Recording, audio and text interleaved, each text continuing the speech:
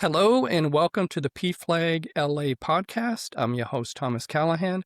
We broadcast the first Tuesday of every month on all the different podcast platforms. We are here to educate, inform people, provide resources, and help you strengthen your advocacy. And today's guest will be Trevor Norcross. He is a parent of a transgender daughter. With me is my two co-hosts. We have Farah Dodis and Anthony F. Timio. Back.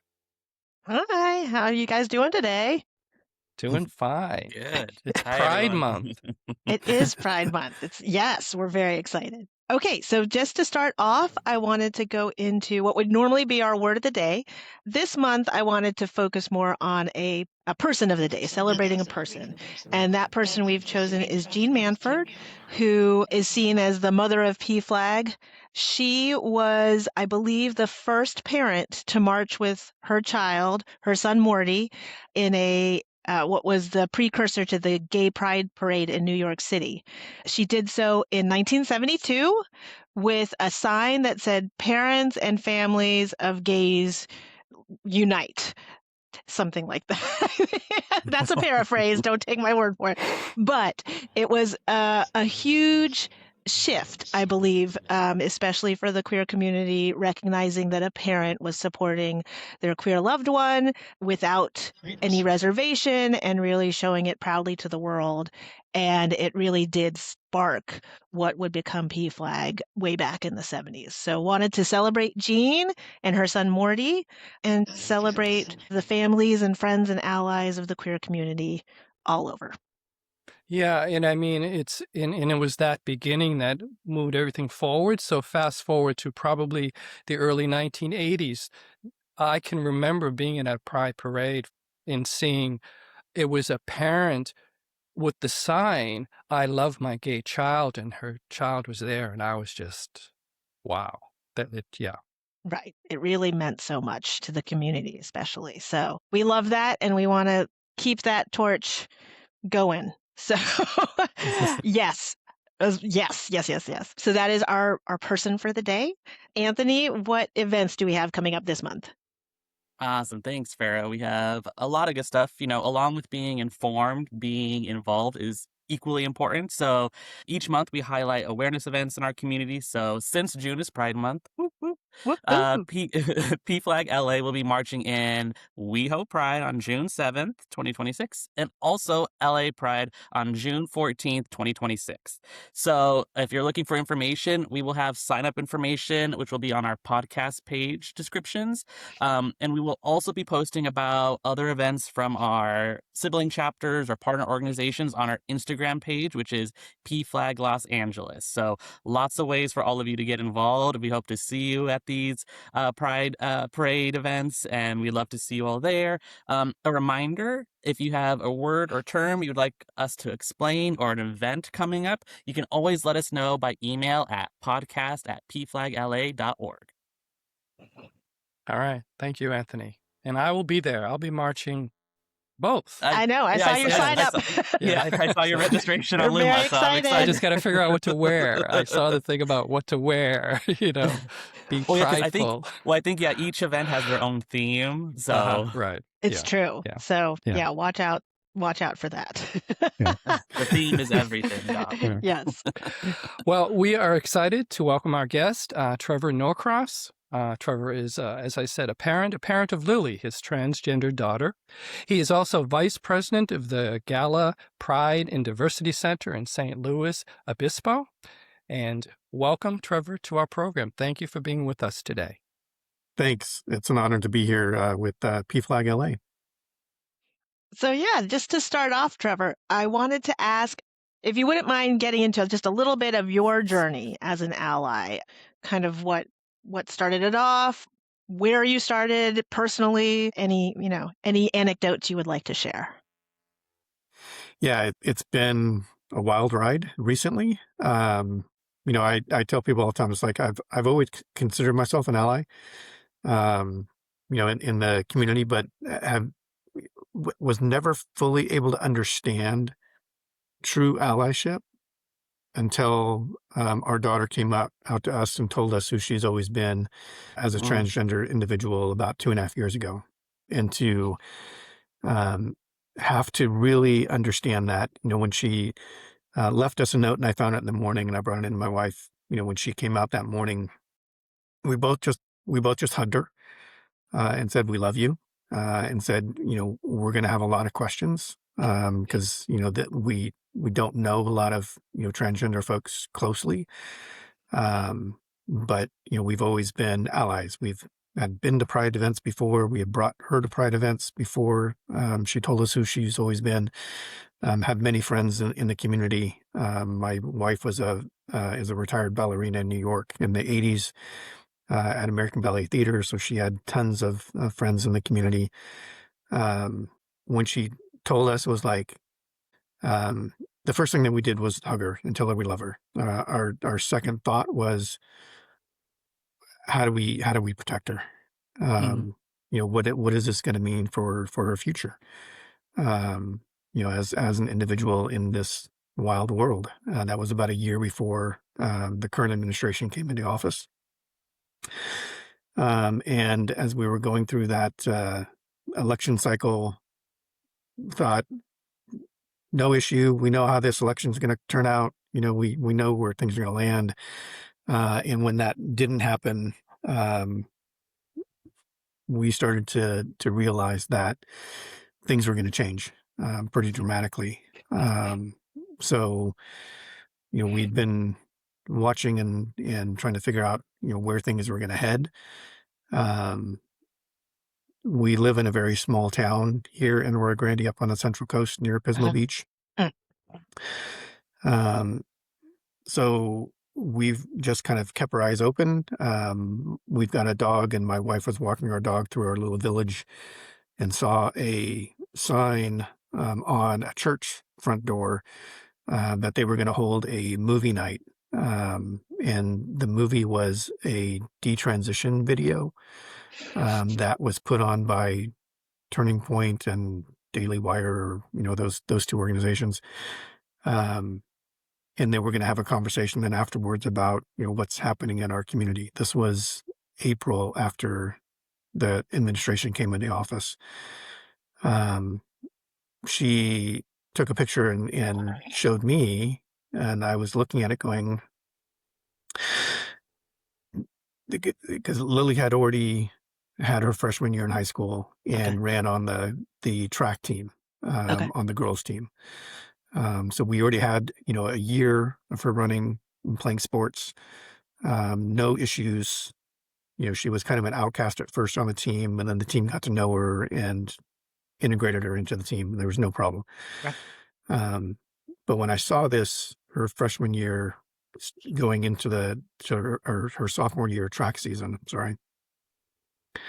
I said, okay, well, I'm going to go, not to confront anybody or do anything. I just want to sit in the back and listen to what they're going to say, because it was pretty obvious to us that they were going to be talking about our daughter.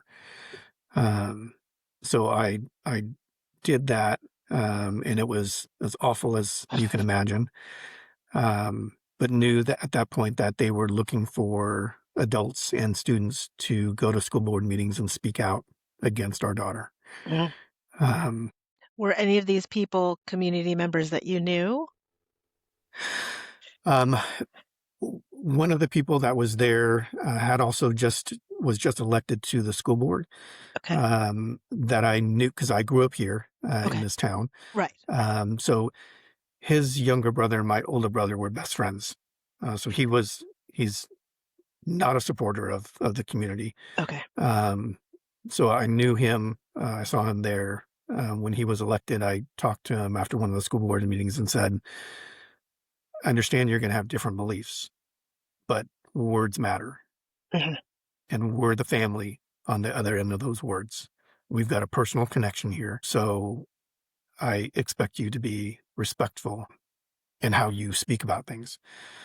So it's been a pretty wild ride since then, with folks, the veracity and the ugliness of the language, was really intense in Right. what's going on. So we were targeted and outed, and I want to be really clear when I tell the story about this church. This is not anti-religion. This is not anti-Christianity. Right. I've been in so many supportive churches lately in connection with GALA, that I want to be really clear that this isn't a kind of anti-religious topic. This is Christian nationalist beliefs in a weaponized version interpretation of the Bible. Right. That's happening.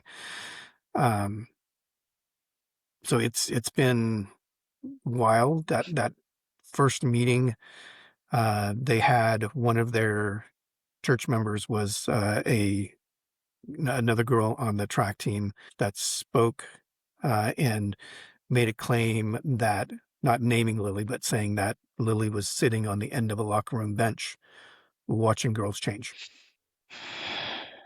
which we were like, if anybody knows anything about trans individuals in bathrooms and locker rooms, it's like, Right. yeah, that's the most absurd thing, because that is the most dangerous place for them to be, and the Right. last place that they want to be. Right. And I can tell you so many stories of her behavior that would be like, last place she wants to be is there. Right. Right. So the parent had called into the school to complain about a boy in the girls' locker room. The school corrected her that, transgender individual. They never made any accusation of our daughter watching anybody change. It was just a mere presence. So they never brought that claim to the school officially to investigate or do anything, because they know it's false. Right. They know it wouldn't stand. Nobody would buy it. Right. And your what's daughter happening. is out in high school, right? Yeah, she transitioned during her first semester as a freshman. So she changed from using the male restroom to the female bathrooms and locker rooms, during that time. So and, people grew knew. up here, so People everybody knew. knew her. People Yeah. knew. Okay. Yeah. Because I mean, I teach, and we actually, at the front end of the semester, what are your pronouns? Which opens up the whole door of where you are. So they knew. Yeah. Hmm. So they knew. One of the leaders of their culture impact ministry within the church is now running for state assembly. Based on this, started their Save Girls Sports chapter here locally and that kind of stuff. Right. But would tag these, videos and clips of the school meetings and tag Trump and Riley Gaines and all the influencers. So it got national media attention. This teammate of Lily's and another girl later did interviews on Fox News nationally, those types of things. So we immediately knew that we had to share our story, and we had to get out there and kind of refute what was happening, and really kind of understand the issues at a whole new level. So we had been, we contacted our local television station because we saw them doing an interview with these students the next day to say, okay, we've got to share our story. We've got to defend our daughter and what's happening. And we had no idea what we were doing. We're just parents Right. living in the world. Yes. So I'm curious, on that meeting you talked about, at the end of the meeting, did you leave? Did you talk to anyone? I was at that point, I was stunned. I expected adults to speak out. I didn't expect somebody to make a false allegation like that. And there were a ton of people in the room. It was chaotic. I was stunned. So I left, and was ready for the next meeting, or gearing up for what was going to be happening in the next meeting. This was right before spring break. We had an international trip as a family that we took. So we at the end of that week we left the country, but did an interview locally before that. And it was wild being on the other side of the world, Mhm. reading news stories Mm. about your daughter, Right. in national and international media. Mhm. And we're the type of people we knew what we were in for at that point. Mhm. So we were like, we can't ask anybody to come in support because we know what we're in for. I can't put anybody else in that position. And the community didn't didn't care about what we thought. I mean, hundreds of people showed up in support, and we outnumbered the other side in the next school board meeting. And it was wild. Um, It sounds beautiful or to It was a wonderful. surreal environment. It was amazing, Yeah. to have that many people, show up and support that we didn't know. To have that rally happen, it was really inspiring. And through this process, somehow I contacted Tony Wang at Equality California and Craig Pulsiver, to be like, how do we deal with media? What do we do? So they were a phenomenal partner, gave us lots of tips, told us how to, be on the record versus off the record, and, all the ins and outs.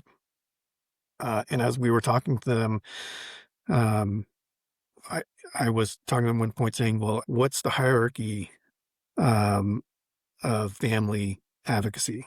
They said, well, the individual, but in this case, it's a minor. So it's the family unit. And then if it's individual, it's the dad, and then it's the mom, because the moms are out there.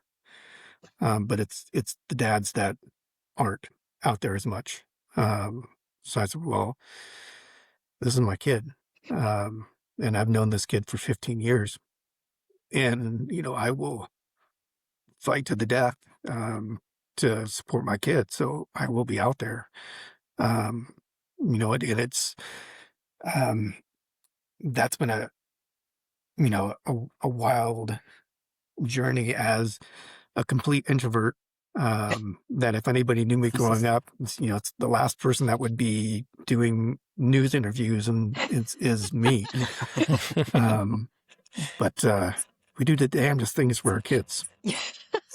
When I was speaking with Nena, we were discussing this as well, where we feel like we're extroverted introverts, I think. Like if we have to get ourselves out there, we'll be very out there, but then we have to Right. come and be under a rock for like 2 weeks. Yes. Yes, Yes. to recover, but we'll do Yeah. it. Well, it's interesting because Nena also, I believe, left the country at one point during her process, like your process, because you need to do Just to things take like that that. break. Yeah. Yes, because Yeah. she, or, they knew that they were coming back in and having to face the storm, and it's such Yeah. a storm right now.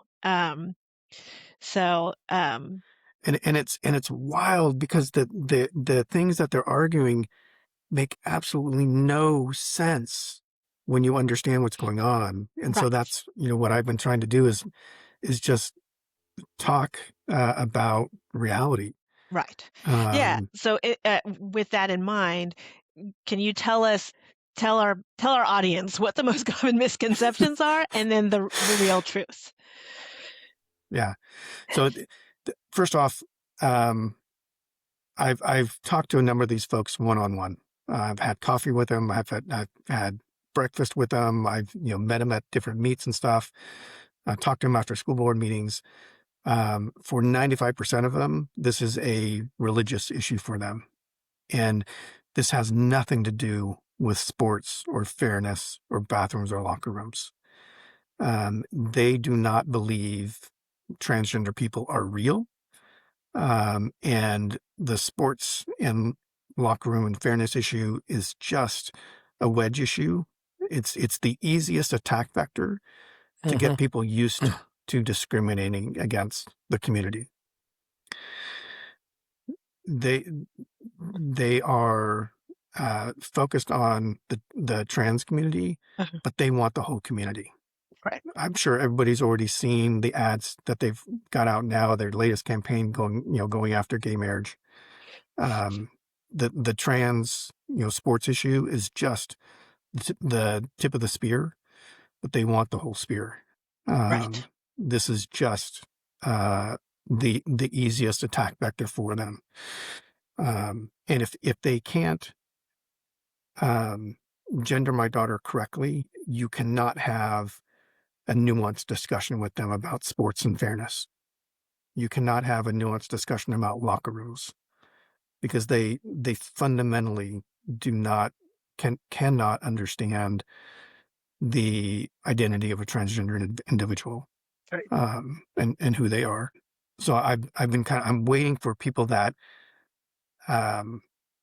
understand trans people and agree that they exist to have a more nuanced conversation, to be like, okay, when you talk about fairness,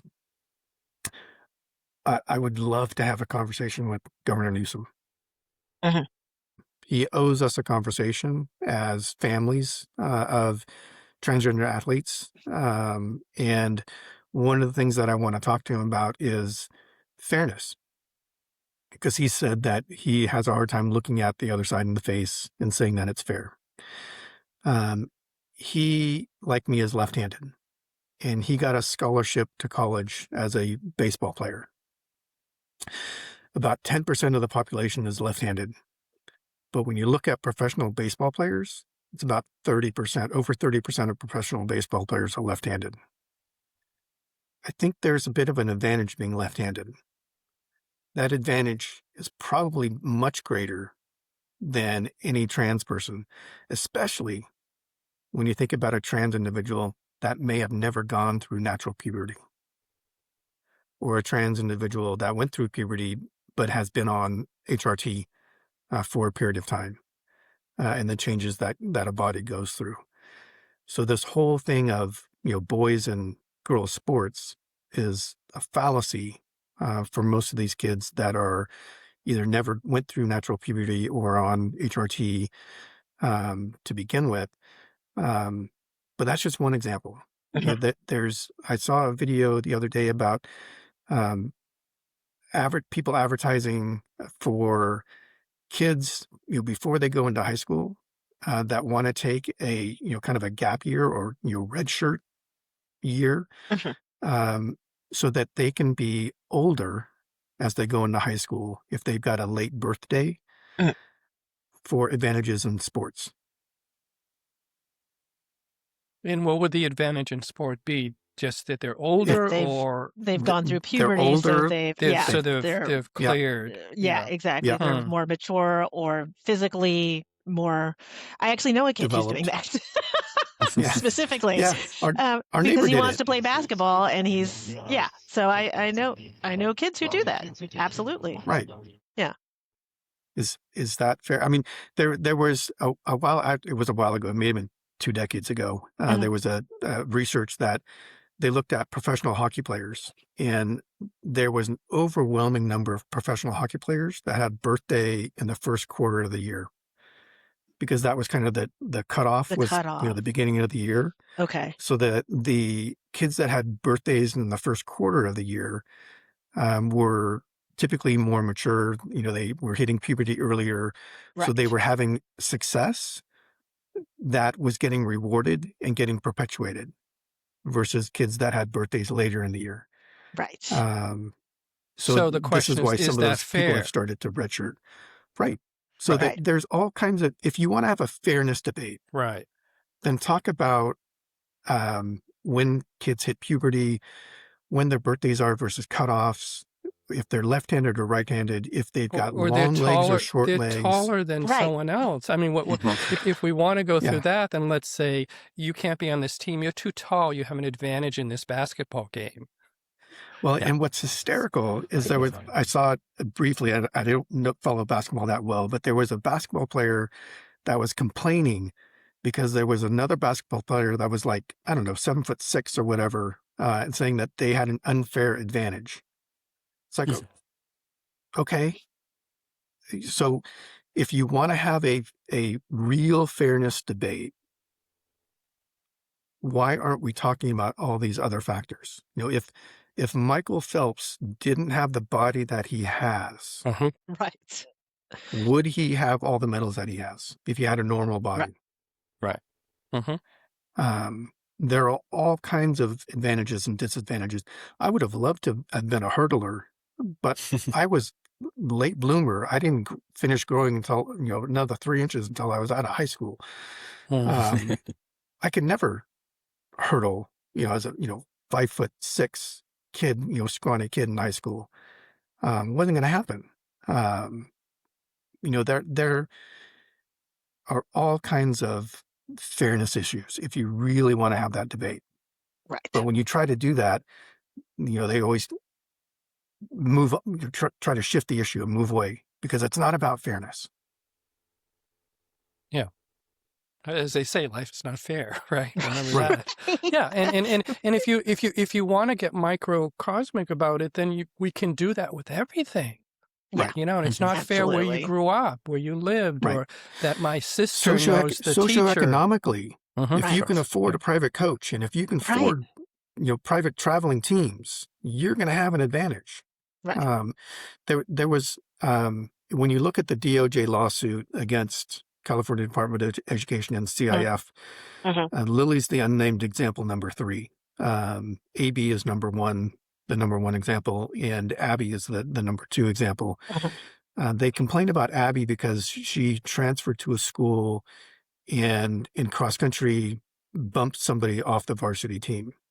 And it's like, how many, is that fair? It's like, well, how many kids in that school didn't participate in that sport because they had to go home and take care of their siblings, or they had to go Right. to work and help, pay the bills for the family.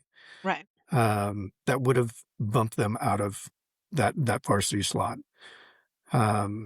There's, if you want to look at these issues, you got to really kind of look at all the issues around it.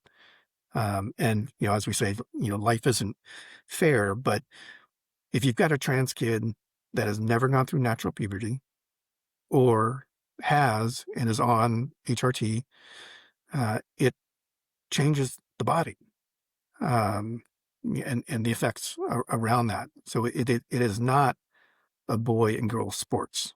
Right. But you can never get to those discussions because it has nothing to do with sports or fairness Right. at all. They're not curious enough about that point. Right. In order to go there. Right, exactly. I wanted to ask, so in terms of how the cards have fallen at this point, you are an activist and an advocate. Yes. Welcome to the world of activism and advocacy. During this journey for you, what are things that you have discovered that, say, fellow parents and allies could easily participate in, but just don't know that these options exist, or how can fellow parents and allies help the cause? Yeah, I mean, part of it is just showing up and being visible. It's cold, so I've got a sweatshirt on, but I wear graphic T-shirts that just say joy in trans colors or protect trans kids or just whatever every day, and walk around in the world and just exist. No one has ever said anything negatively to me to my face, but once or twice a week, somebody will say, "Thanks for wearing that shirt." Right. They see it. So I just go out and be visible, and unapologetically share our story. You don't have to speak up. You don't have to make public comment, but just showing up and being in the room. And a lot of public venues, you can't, applaud for people when they speak, but you can do jazz hands. Right. They hate when people do jazz hands. Yeah. In support. That's hysterical. So it's just, showing up. And what's been really funny as we've done different news stories, Lily and I did one together, AB and Abby were in it as well. And we had a picture of our family, my wife and I and Lily together in it. No one said anything about me. And my wife wasn't even in the story. But one of the comments, and, I contacted the reporter afterwards, like, man, you guys if you deleted that one, you should have left it in because it was gold. They identified my wife as having short gray hair and that being a red flag. So it's like nothing about me, but again, because it's about controlling women. Yes. It's about controlling women. Yes. Right. So it always comes back to that. Right. Yeah. And judging women's bodies or how women present themselves and all this fun stuff. Yeah. You know, I meant to ask, I know your wife isn't quite as active as you in terms of speaking out. Do you know what her journey or her choices have been, or is that? It's purposeful. You know, she's here taking care of everything here, and you know, I hate that, you know, that's going to sound patriarchal, but again, it's because we need more dads out there. Right. So we've made that conscious choice as a couple. You know, she is out there. She is supportive. You know, with GALA, with our organization, she is a facilitator for you know, parents and caregivers in support groups and those types of things. So she is very much out there. But you know, we've made that conscious choice that because we can't always be out there together. Right. That I'll be out there because we need more dads out there showing up. It's Sure. true. Yeah. Okay. That's fascinating. I mean, and that's impressive that you guys worked that out together, because it is true. We don't get as many dads showing up. I think there is a shift, but it's still a bit slow in the making. So, so I applaud that for you both. Because it's a totally different journey. You know, as a dad, you've got to, you know, it taps into all the masculinity issues of, you know, this is my child that's now a transgender daughter, and you know, all that stuff. And to me, it's like the most important thing is my kid. And you know, I knew my child for 15 years before they were able to tell us who they've always been. And they're the same kid. Right. And one of the things, as we've gone as a family, we've gone and met with different Democratic clubs in our county and whatnot, and just been there to be like, you got questions, we got answers. You know, and just creating visibility and opportunity for people to have those conversations, because there's so many people that want to be supportive, but they've got lots of questions and they don't know how to respond to things. And so we've been out there in the public saying, ask us your questions, to get them more comfortable, so that they can say something if they hear something out there in the community as well. Right. So I wanted to continue with, in terms of it being just such a hot button issue, and I still am just mystified by it all, but you've said it correctly. It is just the tip of the spear, and they just want to pierce the armor.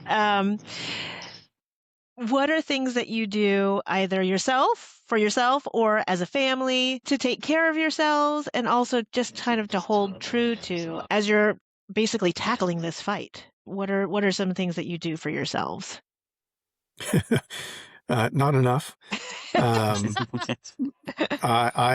We're in a position where I've taken a pause in my career, so that I can really kind of focus on what's going on and be supportive, because I couldn't do both. So I was able to do that, and I know that that's something that most people cannot do. Right. So I've had a good routine until the lead up to Pride and this other stuff of, you know, going to the gym and, you know, trying to swim and, you know, do those types of things to stay physically active. And then just, you know, try to stay connected with friends, and, you know, new friends that we've made through this journey. The community has been unbelievably phenomenal, and embracive. You know, as I joined the board at GALA, I was talking to them saying, you know, is this okay for me as a cis straight white person to do this? I'm here to help and advocate, and we've known them for since Lily came out, and have built that relationship. So I've always been like, okay, I'm a cis white straight dude. I can't be the one coming in here and telling everybody what to do. That's not my role. But I want to stand next to you and leverage my identity as well to be able to go into spaces that others can't necessarily get into at the same level, or to have a different voice at the table in talking to folks as a parent. Right. One thing that was really surprising is I shared my story on social media. I've got a mixed crowd of people from high school and whatnot that I'm always going back and forth with, but had not really kind of shared this story until kind of more recently. Right. And I had somebody that is on the other side Okay. that DM'd me and said, I applaud what you're doing and how you're standing up for your kid. I don't understand the issue, but if that were my kid, I would be doing the same thing.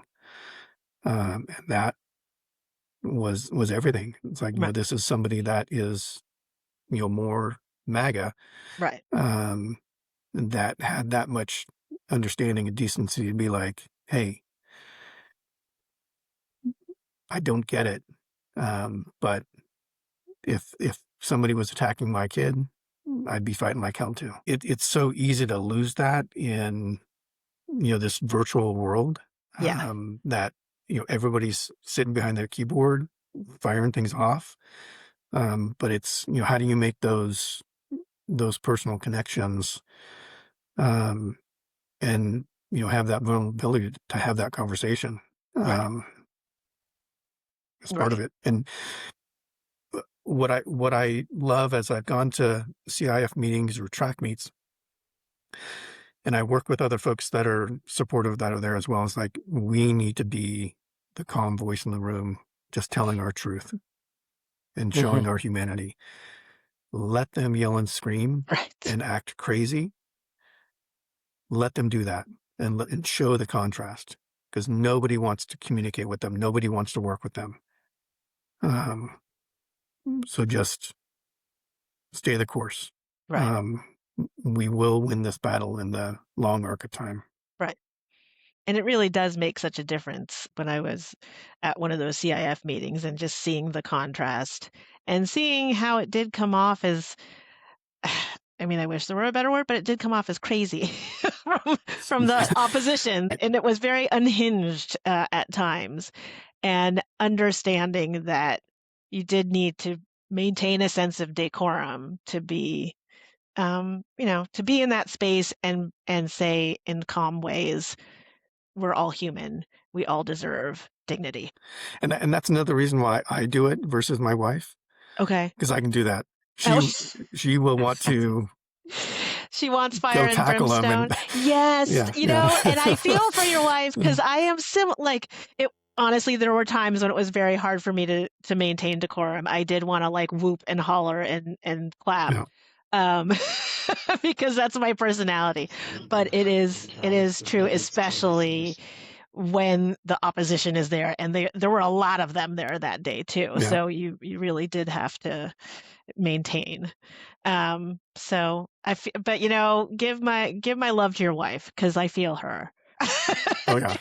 No, it's incredibly hard. Yeah. It's part of my personality, but it is so hard. I mean, I want to get up and stand on the chairs and yell and scream. Right. And call them out for the lies and the falseness, Yes. and everything else. But I know that their cameras are rolling, and that's what Right. they're looking for. Yes, they want you to do that. Right. They want you to do it. Yeah. So, And so just to round out our conversation, I know we're going a little bit long here, so rounding out our conversation. I can talk all day long about this It's stuff. true, and it would be great if we could. But, well, we'll save that for coffee another time, Right. But we always like to end on, a positive note, kind of ask our guests, what is your hope? Your hope for the future, for your child, for yourself. What is something that you hope for going forward? It's something that I know that we will correct the narrative. We will get through this. This is, as the community knows much better than I do, this is nothing new. The attacks, the battles, this is nothing new. The community has been through this before. This is just another episode. A focus on trans folks versus the gay community, but it's all the same stuff. Whether it's civil rights of the BIPOC community, queer community, whatever, it's the same stuff. We will get through this. We will survive. It is going to be painful on the way, but I've experienced more joy in the last 2.5 years than I have in a long time, because this is an amazing community. That is so lovely. And it's so true. It's just the sheer volume of joy, it's uncontainable. It really is. And the resilience. Yeah. And the resilience, yes. Living as your true self is just it. Everyone who I see who is living their true selves, like it's just boundless.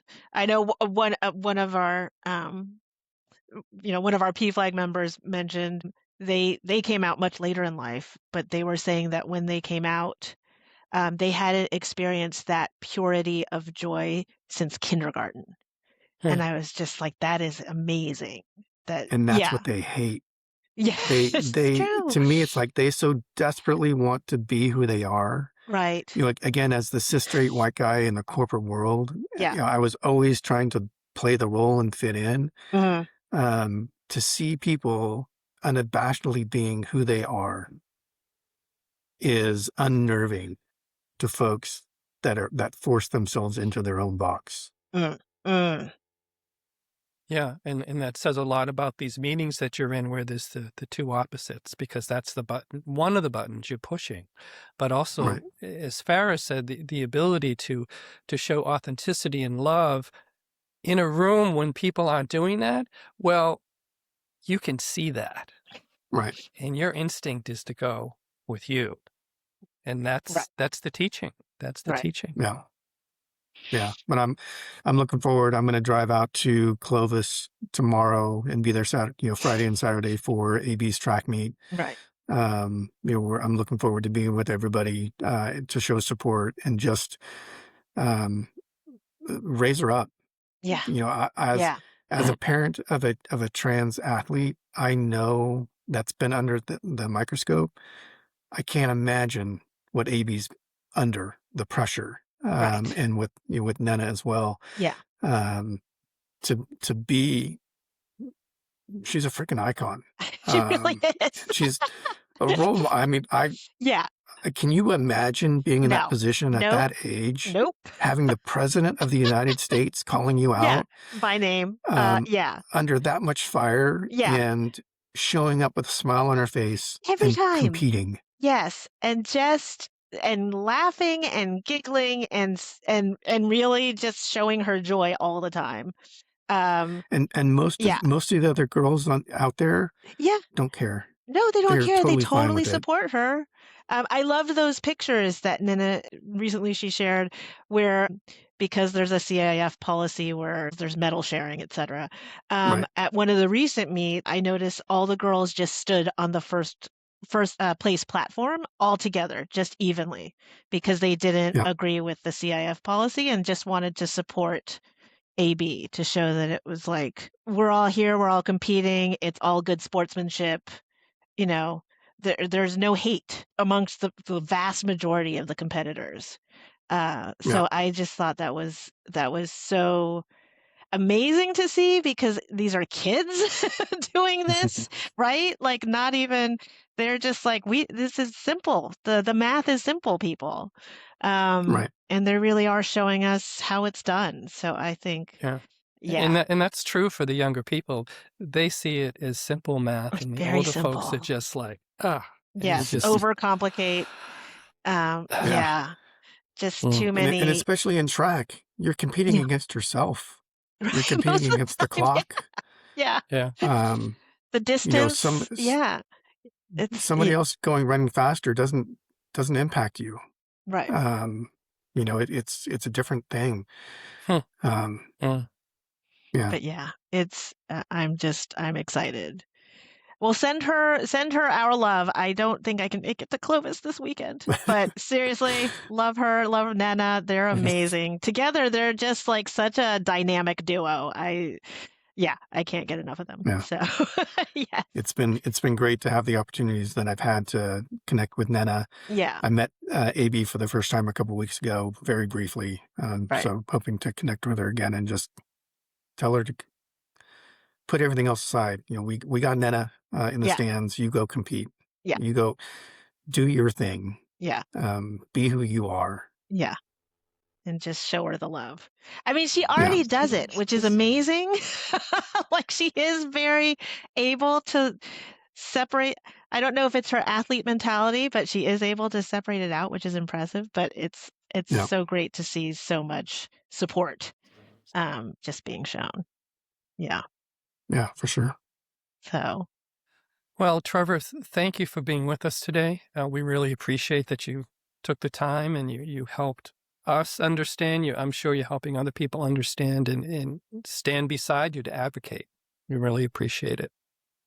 Thanks for the opportunity. Like I said, at any time that I can get out there and talk and share our experience, happy to do it, because we need more of it. The administration is intentionally vulgar in the language and the vitriol that they use because they want us to be afraid. They want us back in the closet. Right. They want us to cower. And they picked on the wrong kids and they picked on the wrong families. Yeah. So they really did pick on the wrong families. And I'm so glad for it. So happy to support you. Happy, of course. Anytime you need anything, you know how to reach us. Happy to support however we can. Fantastic. Yeah. Well, thanks for being with us today. The PFLAG LA podcast. As always, we're on all the regular platforms. You can go to pflagla.org to see all the past shows. If you have ideas, again, for word of the month or a guest, please let us know. Thanks for all the folks that help us behind the scenes, Jethro and Gabriella. And until next month, take care of yourself and take care of each other.